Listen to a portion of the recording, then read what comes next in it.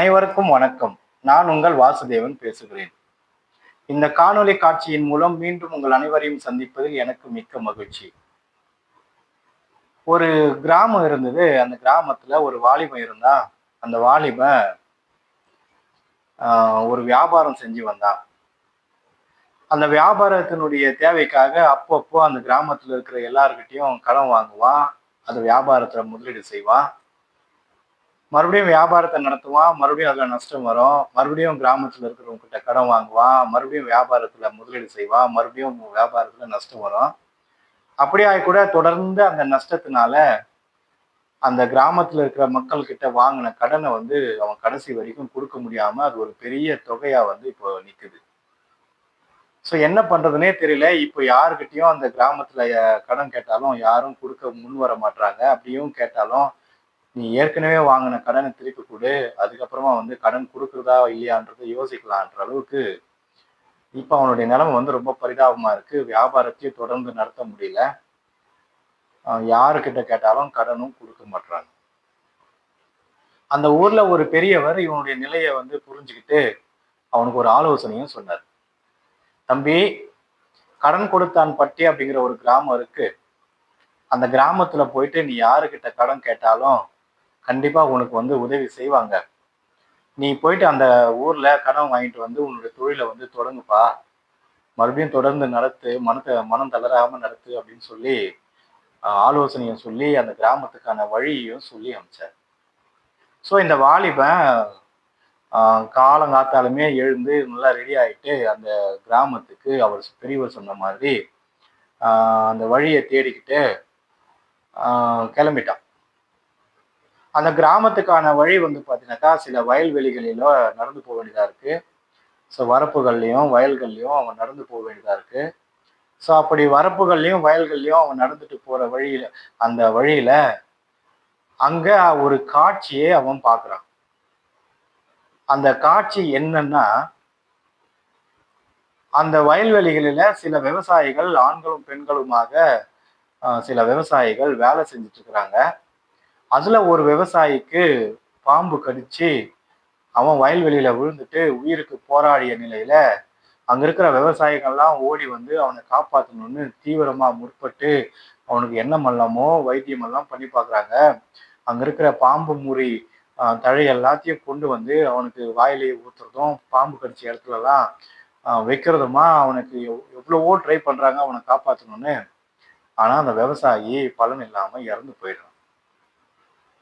அந்த விவசாயிகள்லாம் ஒரு நிமிஷம் அமைதியா அவனுக்கு மௌன அஞ்சலி செலுத்திட்டு அவனை அந்த சடலத்தை அப்படியே தூக்கி அந்த வரப்பு மேல கடத்திட்டு அவங்களுடைய வேலையை பார்க்கறதுக்கு போயிட்டாங்க. ஸோ இதுதான் காட்சி. அந்த இடத்துல வந்து அது நடக்குது. இவனுடைய 2 கண்களும் அதை பதிவு செய்து ஸோ மனம் முழுக்கவும் குழப்பமாகவும் ஒரு ஆச்சரியமாகவும் குழப்பமும் ஆச்சரியமும் கலந்த விதமான ஒரு ஒரு ஒரு ஃபீலிங்ஸ் அவனுடைய மனசுல இப்போ இருக்கு. குழப்பமாகவும் இருக்கு, ஆச்சரியமாகவும் இருக்கு. இந்த காட்சியை கண்டவுடன் என்னடா அது, ஒரு விவசாயி இப்படி உயிருக்கு போராடிய நிலையில பாம்பு கடிச்சு விழுந்து கிடந்தப்ப எல்லா விவசாயிகளும் ஓடி வந்து தன்னுடைய உயிரையும் துச்சமென மதிச்சு கட கட கடன்னு அவனுக்கு எல்லா உதவிகளையும் செஞ்சாங்க. அவன் பலன் இல்லாம இறந்துட்ட உடனே அவனை வந்து அப்படியே அந்த சடலத்தை தூக்கி அந்த வரப்பு மேல கடத்திட்டு அவங்க பாட்டுக்கு அவங்க வேலையை செய்ய போயிட்டாங்களே. இவங்களுக்கெல்லாம் வந்து மனசு இருக்கா? கல் நெஞ்சக்காரர்களா? இவங்கெல்லாம் வந்து மனுஷர்கள் தானே. ஒரு சக மனுஷன் வந்து இறந்து கிடந்தப்ப இவங்களுக்கு வந்து வேலை தான் முக்கியமா போயிடுச்சான்னு இவனுக்குள்ள 1008 கேள்விகள், அங்கலாய்ப்பு, சந்தேகங்கள், ஆச்சரியங்கள், குழப்பங்கள் எல்லாமே ஒரு சேர அவனுடைய மனசை வந்து இப்ப சூழ்ந்துக்குச்சு. சரின்னு இதுக்கு விட தெரியாதவனா அங்க இருக்கிறவங்களை கேட்டாலும் அவங்க சொல்ற மாதிரியான சூழ்நிலையில அவங்க எல்லாருமே அவங்களுடைய வேலையில தீவிரமா இறங்கிட்டாங்க. அந்த இடத்த விட்டு அவன் கடந்து போறான். அப்படி போற அந்த சமயத்துல அங்க இருக்கிற விவசாயிகள்ல ஒரு விவசாயி, தம்பி நீ எங்கப்பா போற அப்படின்னு கேட்க, இவனும் அந்த நான் கடன் கொடுத்தான்பட்டி என்ற கிராமத்துக்கு போறேன்னு சொல்ல, தம்பி இங்க இறந்து கிடக்குறானே அவன் பேரு குப்பன், அவனுடைய தம்பி நீ போற வழியில அவனுக்கு வந்து கஞ்சி கொண்டு வருவான். அப்படி கஞ்சி கொண்டு வர்ற அவன் தம்பியை பார்க்க நேர்ந்தால் உன்னுடைய அண்ணன் குப்பன் பாம்பு கடிச்சு இறந்துட்டான்ற தகவலை மட்டும் நீ சொல்லிடுப்பான்னு சொல்லிட்டு அவங்க அவங்களுடைய வேலையை பார்க்குறாங்க. இவனும் அந்த கிராமத்தை நோக்கி மறுபடியும் தன்னுடைய பயணத்தை வந்து தொடர்ந்து போறான். அப்படி தொடர்ந்து போற அந்த சமயத்துல இந்த விவசாயிங்க சொன்ன மாதிரி எதிர்த்தாப்புல ஒருத்தன் தலை மேல கஞ்சி பாத்திரத்தை வச்சுக்கிட்டு ஒய்யாரமா பாடிக்கிட்டு அந்த வயல்வெளிகள் வரப்புகள்ல நடந்து வந்துட்டு இருக்கிறான். தம்பி, நீ குப்பனுடைய தம்பியா அப்படின்னு கேட்க, ஆமாங்க, என்ன செய்தி, என்ன சங்கதின்னு அவன் விசாரிக்க, உன்னுடைய அண்ணன் குப்பன் இது மாதிரி பாம்பு கடிச்சு இறந்துட்டான், அந்த தகவலை வந்து உங்ககிட்ட சொல்லணும்னு அங்க இருக்கிற விவசாயிங்கெல்லாம் கேட்டுக்கிட்டாங்க ஐயா அப்படின்னு சொல்றான். அதுக்கு அந்த குப்பனுடைய தம்பி, ஐயோ என் அண்ணன் இறந்துட்டானான்னு ஒரு நிமிஷம் தன்னுடைய வருத்தத்தை வெளிப்படுத்திட்டு, அப்புறமா வந்து அவன் தலைமையில கொண்டு வந்த அந்த கஞ்சியினை ஒரு மரத்தினுடைய நிழல உட்கார்ந்து அவனே அதை குடிச்சிட்டு அங்க இருக்கிற வாய்க்கால்கள்ல தன் கொண்டு வந்த பாத்திரங்களையும் கழுவிட்டு திரும்பவும் அவன் வீட்டுக்கே திரும்பி போறான். இந்த காட்சியும் இப்பொழுது அவனுடைய மனசுல ஆணித்தனமா பதியுது. இதுவும் குழப்பத்தை ஏற்படுத்துகிறது, இதுவும் ஆச்சரியத்தை ஏற்படுத்துகிறது, இதுவும் சில சந்தேகங்களை ஏற்படுத்துகிறது. என்னடா அது, உடன் பிறந்த தம்பி அவங்ககிட்ட அண்ணன் இறந்துட்டான்ற தகவலை சொல்றேன், அவனும் சர்வசாதாரணமா இதை எடுத்துக்கிட்டு கொண்டு வந்த கஞ்சியை குடிச்சிட்டு வீட்டுக்கு போறானே, இவனுக்கெல்லாம் பாசம் இல்லையா, இவனெல்லாம் நட்பு இல்லையா, பந்தம் இல்லையா, சொந்தம் இல்லையா, அன்பு இல்லையா, இரக்கம் இல்லையா அப்படின்னு எல்லாம் ஏகப்பட்ட குழப்பத்தோட கூடவே மறுபடியும் அந்த காட்சியும் கண்டு கழிச்சுட்டு மறுபடியும் அவன் கிராமத்தை நோக்கி போறான். ஸோ அந்த கிராமத்தினுடைய அந்த என்ட்ரன்ஸ்லயே சில பெரியவங்க ஒரு 5-6 பேர் உட்கார்ந்து ஊர் கதையை பேசிட்டு இருக்கிறாங்க. அப்போ அந்த பெரியவங்க கிட்ட போயிட்டு, ஐயா நான் இந்த மாதிரி கிராமத்துல இருந்து வர்றேன், நான் தொழில் செஞ்சு இது மாதிரி எனக்கு நஷ்டம் ஆயிடுச்சு, எனக்கு பணம் கொஞ்சம் தேவைப்படுது, யாராவது கடனா கொடுத்தீங்கன்னாக்கா அதை நான் வந்து திருப்பி கரெக்டாக கட்டிடுவேன் யான்னு அந்த பெரியவங்க கிட்ட அவன் சொன்னான். அந்த பெரியவங்கள ஒருத்தன், தம்பி நீ சத்த நேரம் இப்படி உட்காந்து இழப்பாருப்பா, இந்தா நீ ரொம்ப டயர்டா வந்திருக்கிற, தண்ணி இருக்குது கொஞ்சம் குடின்னு சொல்லிட்டு கடான்னு வீட்டுக்கு போனான். வீட்டுக்கு போயிட்டு வீட்டுல அங்கேயும் எங்கேயுமா வச்சிருந்த ரூபாய் நோட்டுகள் எல்லாம் பொறுக்கி அது கத்தியா கட்டி 1,00,000 ரூபாய் அது சேர்ந்தது. அந்த 1,00,000 ரூபாயை தன்னுடைய மேல் துண்டுல சுத்திக்கிட்டு கடன்னு மறுபடியும் அந்த ஆலமரத்தடியில வந்து, தம்பி என்னப்பா என்கிட்ட 1,00,000 ரூபாய் இருக்கு, அந்த 1,00,000 ரூபாயை நீ வச்சு மறுபடியும் உன்னுடைய தொழிலை தொடங்கு, அதுல வர்ற லாபத்தை வச்சு என்னுடைய கடனை வந்து நீ மெதுவா திருப்பி கொடுப்பான்னு அந்த பெரியவர் இந்த தம்பி கிட்ட அந்த பணத்தை கொடுத்துட்டு சொல்றாரு. மறுபடியும் இவனுக்கு ஆச்சரியம் குழப்பம், அந்த ஆச்சரியமும் குழப்பமும் அந்த கலந்த அந்த ஒரு ஃபீலிங்ஸு, எக்ஸைட்மெண்ட்டு இவன் மனசுக்குள்ள மறுபடியும் தொத்திக்கிட்டு இன்னும் அவனை வந்து ரொம்ப தீவிரமாக்கிடுச்சு. என்னடா இது, நம்ம கரெக்டான இடத்துக்கு தான் வந்திருக்கிறோமா, இந்த கிராமம் இந்த பூலோகத்துல தான் இருக்கா இல்லை எங்கன்னா பரலோகத்துல இருக்கா, இவங்கெல்லாம் மனுஷர்களா இல்லை தேவர்களா, இல்லைனாக்கா வேற்று கிரக வாசிகளா, நான் கரெக்டான இடத்துக்கு தான் வந்திருக்கேன்னா, நான் சரியா தான் பேசிட்டு இருக்கேன்னா, நான் இது வந்து கனவா நிஜமா அப்படின்னு அவனே அவனுடைய கையை கொஞ்சம் கிள்ளியும் பார்த்துக்கிறான். அவனாலேயே அவனை நம்ப முடியல, இதெல்லாம் நடக்கிறது அவனால ஜீர்ணிக்கவே முடியல. இந்த எப்படியாவது இந்த குழப்பத்துக்கு இந்த சந்தேகத்துக்கு ஒரு தெளிவு கிடைச்சுன்னு சொல்லிட்டு, ஐயா எனக்கு சில சந்தேகங்களும் குழப்பங்களும் மனசுல இருக்கு, அதை கண்டிப்பா நீங்க வந்து தெளிவுபடுத்தினா எனக்கு நல்லா இருக்குங்க ஐயா, இல்லைன்னா எனக்கு தூக்கம் வராதுன்னு சொல்லி அந்த பெரியவங்க கிட்ட கேட்டு அவனும் அந்த ஆலமரத்தடியிலேயே உட்கார்ந்து இவனுடைய சந்தேகத்தையும் இவன் வந்த வழியில பார்த்த எல்லா விஷயங்களையும், இப்போ அந்த பெரியவர் எதையுமே கேட்காம அவங்ககிட்ட பணத்தை வந்து கொண்டு வந்து கொடுத்த விஷயம் உட்பட எல்லாத்தையுமே அந்த பெரியவங்களுக்கு விளக்கி சொல்றான். அப்போ அந்த பெரியவங்க அந்த நிகழ்வுகள் ஒவ்வொன்றதுக்கும் விளக்கம் சொல்றாங்க. தம்பி, அந்த விவசாய நிலத்துல விவசாயிக்கு பாம்பு கடிச்சது, அந்த பாம்பு கடிச்சிட்ட உடனே அவனை காப்பாற்றணுன்ற அந்த உணர்வோட அங்க இருக்கிற விவசாயிகள்லாம் தன்னுடைய உயிரையும் துச்சமென மதிச்சு அவனை காப்பாற்ற முற்பட்டாங்க. அப்படி காப்பாற்ற முற்பட்டு அவன் வந்து பலன் இல்லாம இறந்துட்ட உடனே அவனுக்கு ஒரு நிமிஷம் வந்து துக்க அஞ்சலி செலுத்திட்டு அவனுடைய சடலத்தை வரப்புல தூக்கி வச்சுட்டாங்கன்னு சொன்னேன். இங்க நீங்க அந்த விவசாயிங்க கிட்ட என்ன பாக்குறேன்னா, அந்த விவசாயிங்க அவனை காப்பாற்றணும்னு போராடினாங்க இல்லையாப்பா, அது அவங்களுடைய அந்த மனிதாபிமானத்தையும் அந்த இரக்கத்தையும் அந்த அவனை காப்பாற்றணுன்ற அந்த ஆர்வத்தையும் அவன் மேல வச்சிருக்கிற அக்கறையும் அது காட்டுனது. அவன் இறந்துட்டான்னு தெரிஞ்ச உடனே அவனுக்காக ஒரு நிமிஷம் துக்கத்தை வந்து அஞ்சலியை செலுத்திட்டு மறுபடியும் அவனுடைய சடலத்தை வந்து வரப்பு மேல கடத்திட்டு அவங்க வேலையை பார்க்கறதுக்கு போனாங்க. அது அவங்களுடைய அந்த வேலை மேல இருக்கிற அந்த பக்தியை காட்டுது. அது அந்த வேலையை அவங்க செய்யலைனாக்கா மறுநாளைக்கு வந்து அவங்களுக்கு வந்து வயிற்றுக்கு பழப்பு கிடையாது. அதனால வந்து அவங்க கண்டிப்பா அந்த வேலை செஞ்சுதான் ஆகணும். அதே போல அந்த இறந்துட்ட உடனே அந்த வேலை முடிச்ச கையோடவே அவனை வீட்டுக்கு கொண்டு வந்து அவனுக்கு செய்ய வேண்டிய சடங்கெல்லாம் செஞ்சு அவனை வந்து அடக்கம் பண்ணிடுவாங்க. இதை நிகழ்வு தான்பா நீ பார்த்துருக்குற. அவன் அந்த இறந்துட்டான் இல்லையா குப்பன், அவன் இந்த இந்த பூலோகத்துல பிறக்கும் பொழுது அவனுக்கு உடலும் இல்லை உயிரும் இல்லை. அந்த பிறந்தப்பதான் அவனுக்கு உடலும் உயிரும் கடவுள் தான் அதை கொடுத்தாரு. இப்ப அந்த கடவுளே அந்த உடலையும் உயிரையும் எடுத்துக்கிட்டாருப்பா.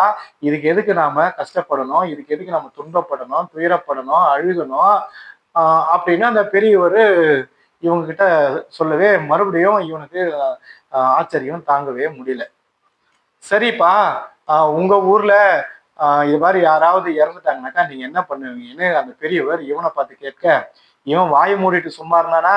இல்ல, இவன் என்ன பண்ணா, இவன் வந்து எல்லாத்தையும் உளர்னான். என்னென்னலாம் உளர்னான்னா, என்னங்கய்யா அப்படி கேட்டுட்டீங்க, எங்க ஊருங்களெல்லாம் யாராவது இறந்துட்டாங்கன்னா ஊரே அதகலப்படாதா, ஊரே ரெண்டு படாதா, இலவு வீட்டுல வந்து ஊரே சூழ்ந்துக்காதா, எல்லாரும் அழுது புலம்பி மாரல் தட்டிக்கிட்டு வாயிலையும் வயிற்றுலையும் அடிச்சுக்கிட்டு உருண்டு பிறண்டு அழமாட்டாங்களா, இறந்தவரை கட்டி பிடிச்சிக்கிட்டு அழமாட்டாங்களா, ஓன்னு அழுது ஒப்பாரி வைக்க மாட்டாங்களா, ஊர் பெண்கள் எல்லாம் ஒன்றாக கட்டி பிடிச்சி பாட்டு பாடி ஒப்பாரி வச்சு அழமாட்டாங்களா,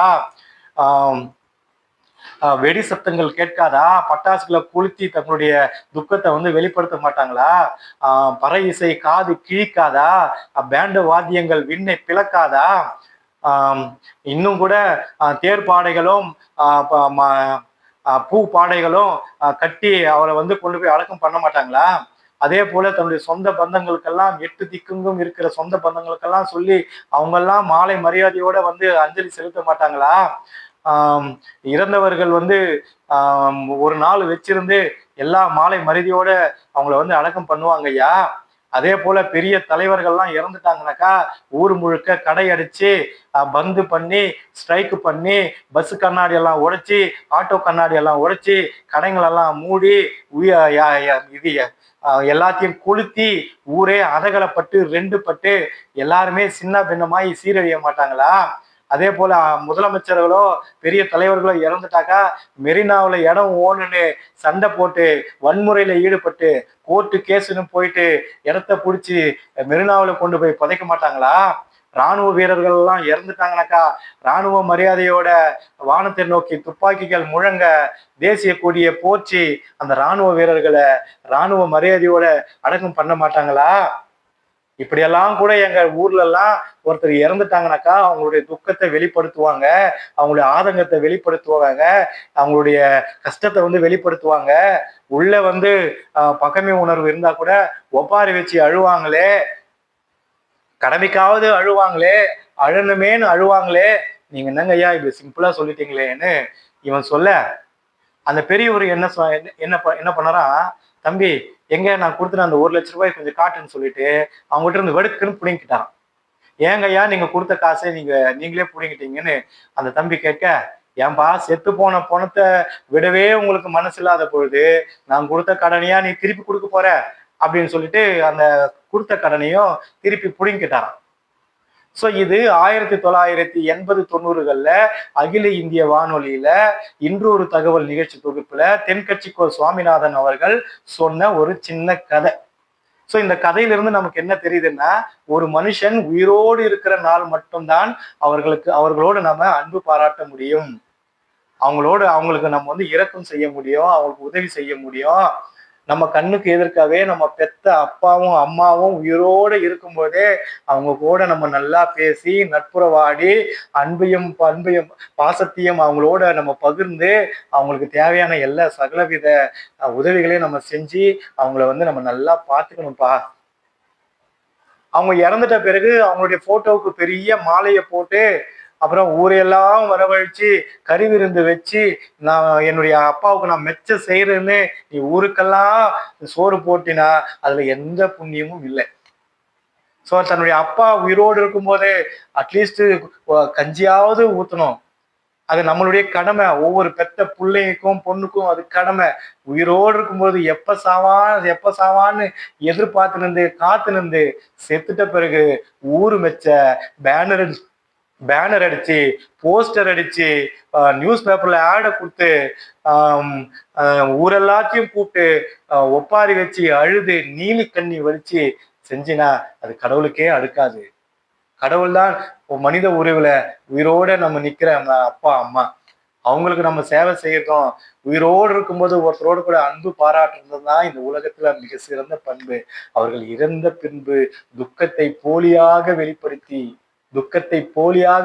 வெளிப்படுத்தி ஊர் மெச்ச வேண்டும் என்று ஊருக்கெல்லாம் விருந்து வைக்கிறதுல எந்த ஒரு அர்த்தமும் இல்லை.